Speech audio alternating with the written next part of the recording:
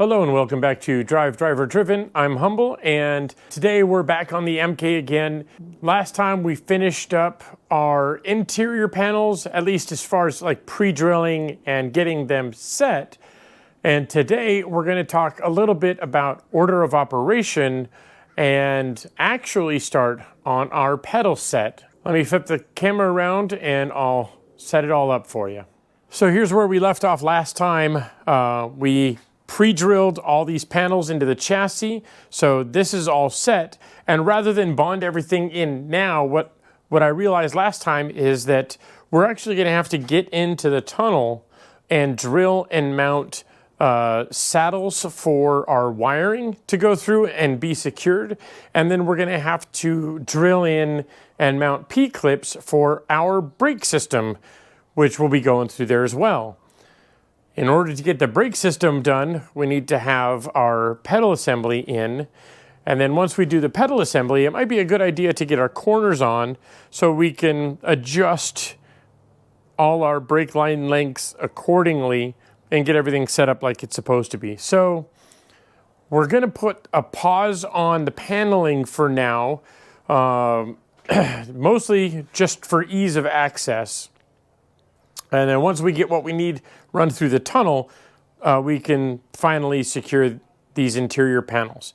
The floor did absolutely need to go on first though, and that just makes life a lot easier getting in and out of the car, using it as a tool rest, etc. Next up, it's onto our pedal box.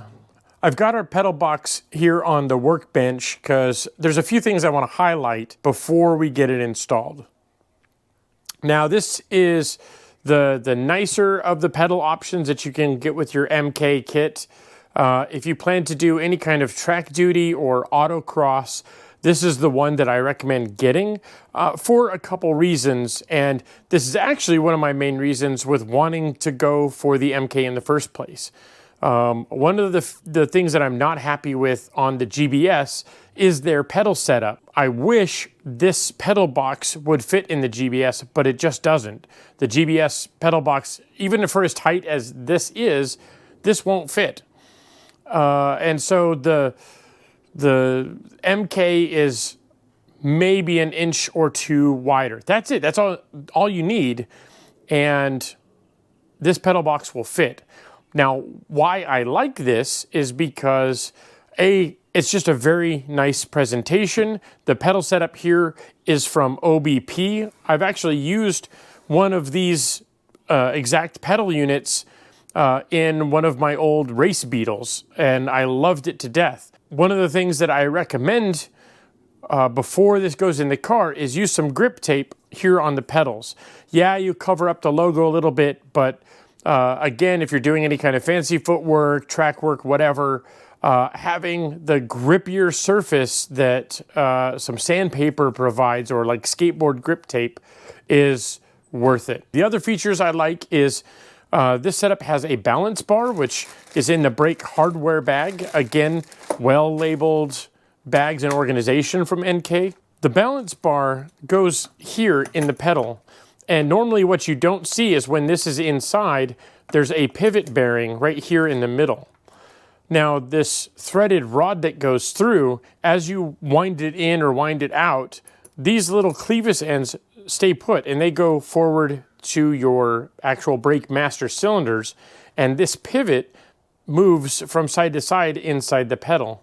What that does is wherever this pivot is, if it's closer to this side or closer to this side, whichever side it's nearest will have more leverage when you push on the brake pedal than the other side. So if this is your rear brake and this is your front brake, as you push down, if the pivot's over on this side, you'll have more rear bias, and that's bad. So the way that would feel on the track is it would be extremely nervous under braking. In fact, the car would most likely just swap ends if your rear brakes lock up first. So in this instance, you would either reach under the dash and adjust this bar to push it on the other side. You would unwind it, and then that would give us a front heavy bias. And now when you hit the brakes, your front wheels will lock up first versus your rear.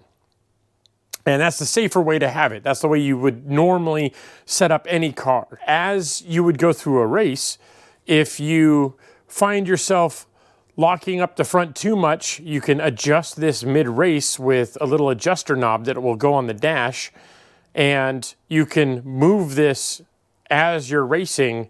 And in fact, this is very common, and you can change your brake bias somewhat actively to be more aggressive towards the rear, find that perfect balance, and then as you run your fuel load down, you'll adjust it back towards the front to keep from locking up your rears before your fronts. This style of setup is not in the GBS at all, and this is the biggest reason for me anyhow of wanting this particular pedal setup. As you can see, there's already a cutout, a little bend here in the throttle pedal for an adjustment cable to come up and through. There's not a lot of room in the car, and we'll have to address that later.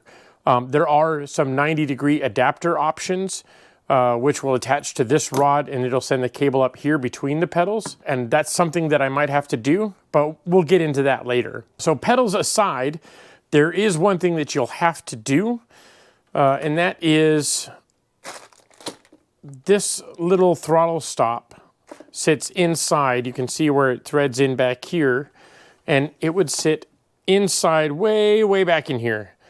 In the instruction set, it tells you to pull this out, and there's a separate bolt that MK give you that threads in from the back, and that's just easier to adjust on the firewall side rather than having to crawl all the way under the dash and then try to get your fingers in here once all the hardware's in place. So do that first thing, and that'll make your life a lot easier. If we spin this guy around, so this is a very typical bolt pattern for your brake master cylinder, your clutch, etc. This is, again, another part that's supplied by OBP. This particular master cylinder is 0.75 or 3/4 of an inch. If you push that out of the way, they just sit in here like this, and then the firewall is trapped in between here. And I don't know if this is one of the brakes or one of the clutches, but this is the normal sort of master cylinder supplied with this style of kit. So you have your reservoir here, and then your pressure side is this little 45. What I don't like about this particular master cylinder is it's like the Girling style. It's got a cast-in reservoir, and it's not very big. It's also very difficult to assess very quickly or at a glance how much fluid you have. You can't just like look in and see. Of course, it's cast, so you can't see any kind of fluid level on the side. It's very difficult. So MK supply this little float for IVA purposes, but also it's kind of a dummy light to check. Like if the fluid level in this reservoir is too low, it'll have a light up on the dash. I don't like this setup. The Ultima had this same setup as well, and I don't like it because just the float assembly takes up a lot of fluid volume. Even though this bit is hollow in here, you still eat up a lot of fluid volume by using one of these with one of these. And so what I've done on the Ultima is I got rid of this setup and I went with one of these. So this is a Tilton 3/4 inch master cylinder. As you can see, it shares the same bolt pattern.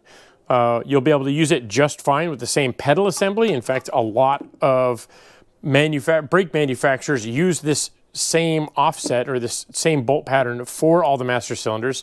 So Tilton, Willwood, Girling, OBP, they all use this standard bolt pattern. But what I like about this is you have your low pressure fill side here, and there's several options that you can use as a remote or just a reservoir that fits on the top. You have a pressure outlet here on the top, and then there's another optional pressure outlet on the back. Because I like overbuilding stuff and I like collecting data, I wanted to use these to have a remote mount reservoir that allows me to check fluid level at a glance. Same thing that I did with the Ultima. Have our pressure circuits here that feed the car, But with this port on the back, I plan to put a brake pressure sensor there so that I can measure and log brake pressure live, and using the CAN gauge that's going to be living with our Haltech electronics, I can set up a custom gauge page or a gauge readout that will give me my front to rear brake ratio, so I can tell at a glance, without having to worry about a lockup, what my pressure ratio is on my brake circuits. So I think that's just super handy. Yeah, it's a little more and it's a little bit extra, but this is what I've done with the Ultima. I think if you're building something to race or to spend track duty on, going a little bit overboard is not a bad thing. Now, all that said, that brings us to the actual pedal install. Now, you can see there's a little flange on the side here on the pedal assembly, and there's a little bit on each side. And unfortunately, for as pretty as this is, it is just a hair too wide to fit down in our pedal box. So looking down here in the pedal box, between this tube and this tube here on the inside, we're talking just a little bit, like a hair's width of distance that we need to trim off the sides of that pedal box. So that is our first step. We're just going to take a sanding flap disc and we're going to remove some material on either side of the pedal box, do a couple of test fits, and if all looks good, we'll seal the edges back up with some paint, and then we can get it bolted into the car with some with just the nuts and bolts here, because I don't know if I have the right Tilton master cylinders on hand. So we'll check that once we get the pedal box to fit.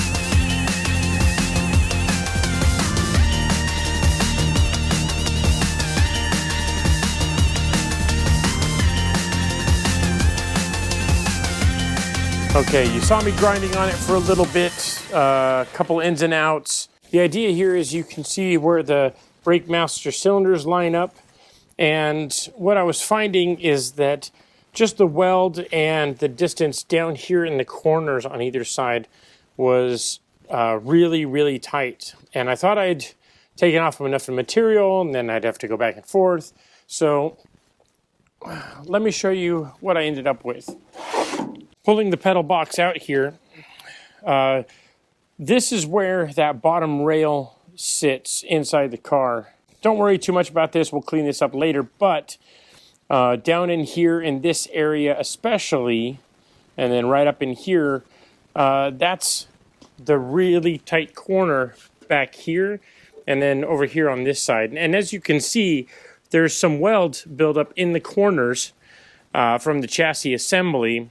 And what you have to do is you have to grind this corner back just a little bit into like a 45 so that this can sit back in that area. So this is back where the master cylinders go. So like back in here, which is where it's up against that corner, you got to grind that back, and then back down in here, you got to grind that back.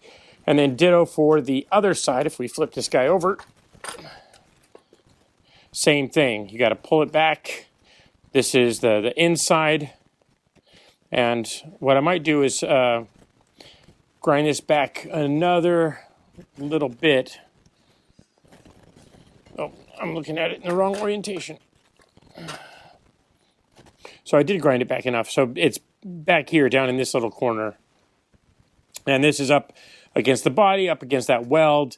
And again, I kind of took it all the way down so it's flush with this side, and then ground it back a little bit more to give it a 45. there's enough weld, you don't have to worry about the box coming apart or anything like that, but you're gonna have to pull off a bunch of material to get this to fit.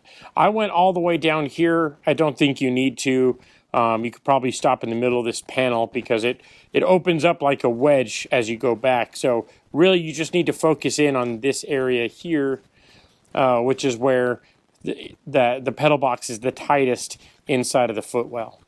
So with that done, what we can do is I need to check and see if I have the right master cylinders, and we can get this guy bolted into place. So this is the kind of thing that happens when you keep building cars. You end up with extra master cylinders laying around. So these are actually the old master cylinders that I pulled out of the Ultima when I did its pedal swap. And turns out these are all the same sizes as MK supplies. I have two that are 0.625, or those are 5/8, and one in 3/4 inch, or 0.75. These will all work. Next, I just need to figure out what is for brakes and what is for clutch. And then we'll go ahead and bolt in our pedal assembly.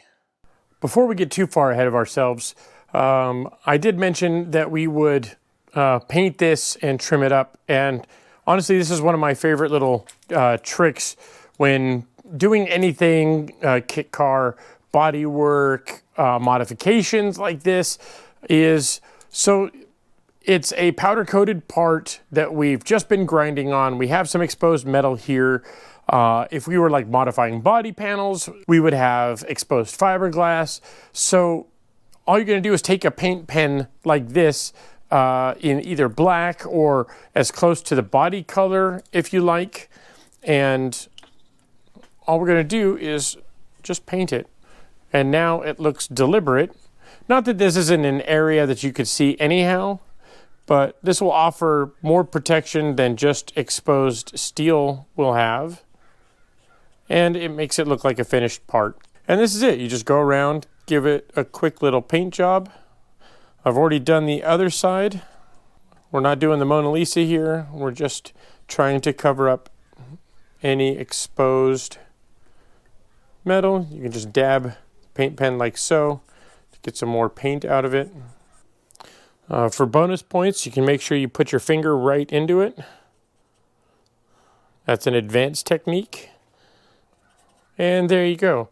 Now you've dressed up a part that no one will ever see, and it's just going to be a little secret between you and everyone watching this. Now that that's done, I can take our master cylinders, let this dry a little bit, and we'll put this in the car.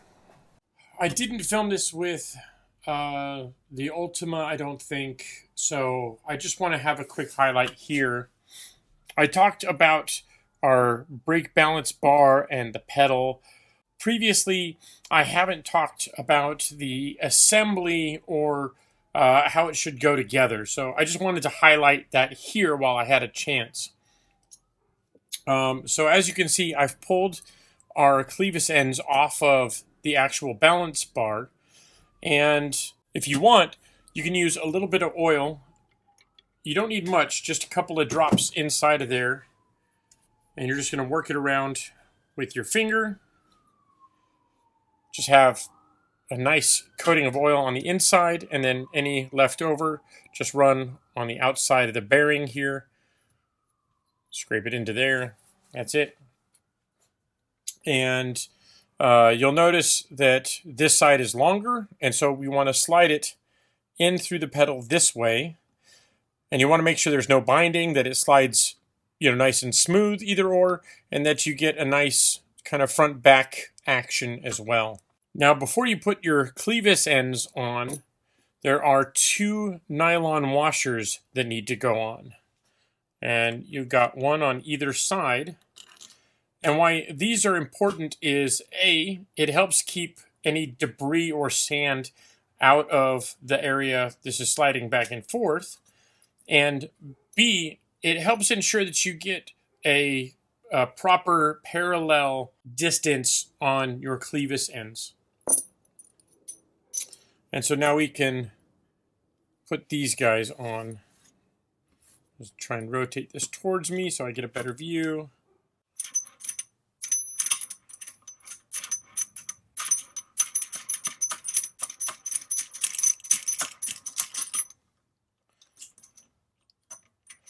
And you're just going to wind these most of the way down, but ideally the pivot that's inside here, you want to make sure that's centered.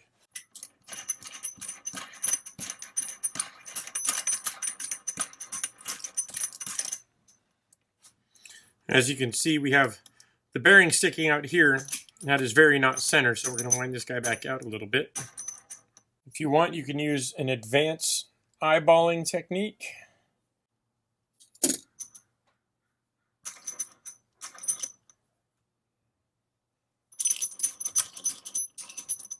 Now the idea here is you don't want to have a bunch of play back and forth, but the other thing you need to check is once this is in the car and you have your master cylinders sticking through, I'll just put one in here for demonstration purposes,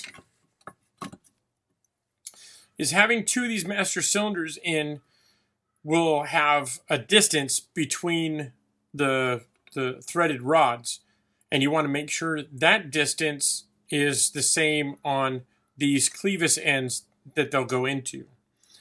It's kind of difficult to set up here on the bench because, well, you have to pull everything apart when you put it in the car. Basically, you're going to measure the distance while you have it on the bench between two master cylinders here. And then once you get everything back in the car, you're going to make sure that the two clevis ends are that same distance apart. And then when you go to screw these in while it's in the car, you don't have to worry about this distance at all. It's already preset. See, and that's another thing, is you want to make sure this bar can move back and forth, and right now they're too tight. So we need to loosen these a little bit. And there you go. So now you see we have movement back and forth. Probably one more. And you want to make sure you have full travel, like so. I mentioned before that there's an extension that goes on the end of this for a 90-degree adapter. I'll have to find mine, again, more parts from the Ultima build that will be going onto this, but I'll probably end up having to cut this down to about here or so, and then putting on that 90-degree adapter, because there is a little bit of distance here, and it might just clear. I think trying to get this in the car and then loop it here next to the pedal and then up the side might be too tight of a turn for that cable, but I won't know until it arrives. One other thing I'll point out is here on the pedals, there is this kind of linkage assembly for the throttle cable, and it's adjustable. There's a clevis end here for the pull cable that's down inside, down in here. And if you find that there's too much or too little travel, you can adjust this clevis here, which will increase or decrease the amount of travel by this throttle rod. And that's just some adjustability. We don't know yet. We have yet to get the engine and fit the throttle bodies, etc. So I'm just going to leave it like this, and it's easy enough to change with this captured clevis in and clevis pin. All right, now we're ready to get this put in the car.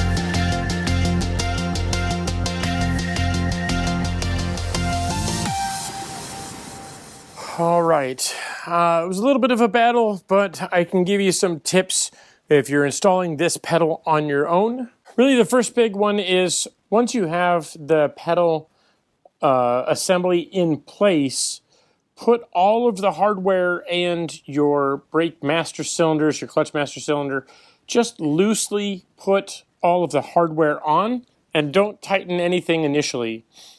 Once you have all the hardware in place, everything's through the bulkhead here, just begin to cinch it down a little bit on your first go around until you can't wiggle the master cylinders anymore, and then go and do a final torque down of all the nuts and bolts here. That'll make sure that the pedals and everything are set that way. Then once that's done, you'll have the master cylinders sticking through, ready to put your pedals on. Now, attaching the brakes to our bias bar down here was not too bad. I was able to spin these on easily enough and then try and set our distance here. Again, right now it's just a guesstimate because I don't have the brake system hooked up, and we'll see if we need more travel or less travel, but it's a good starting point. The clutch, however, I found that the clevis end on this side, on the pedal side, didn't have enough down travel with the amount or length of the push rod here. And so what I had to do is I had to pull this bolt out, this pivot bolt, then put the clevis end on, and then reattach the bolt, put it back in the pedal. And then I could get everything lined up and installed properly. One last thing is, if you look inside here, there are boots on the master cylinders. On the Ultima, because of how easy everything was to reach, I did the boots last. What I would suggest on the MK is actually secure the boots to the master cylinders first. Just loop them around.